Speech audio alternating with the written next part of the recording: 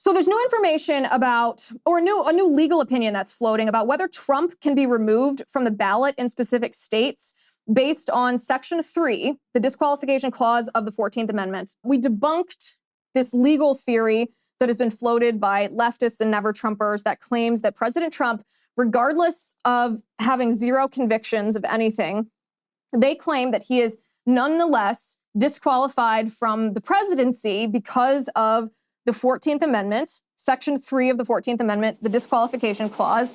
This is what the disqualification clause is. I'm going to read it verbatim.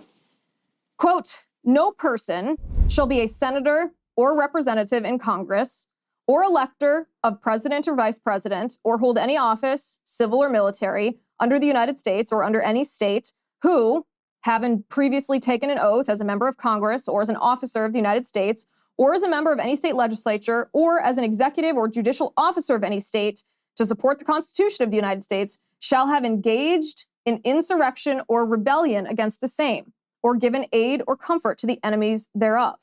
But Congress may, by a vote of 2/3 of each house, remove such disability."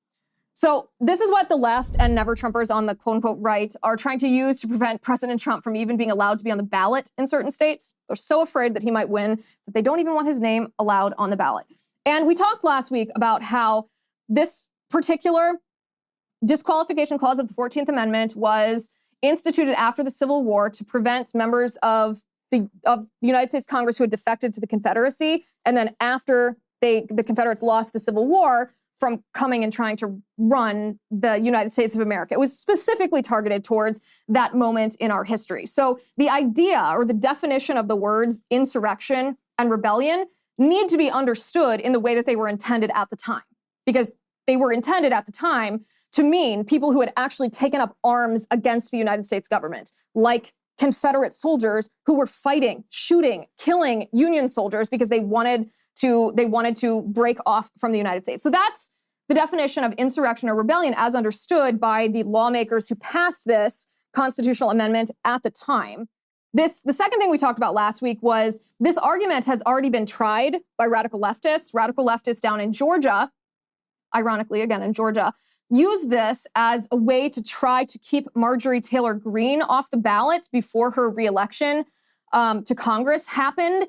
And they got as far as this was taken to court, and a judge threw this out, saying Marjorie Taylor Greene had not taken part in any insurrection and this was invalid. And then the third thing we talked about is, I suppose, the most obvious, and that is President Trump did not take part in any insurrection. He did not try to rebel against the United States. He did not try to subvert the Constitution. He was trying to find constitutional remedies for a valid grievance that he had identified, being the 2020 election was extremely shady, swampy, and probably stolen.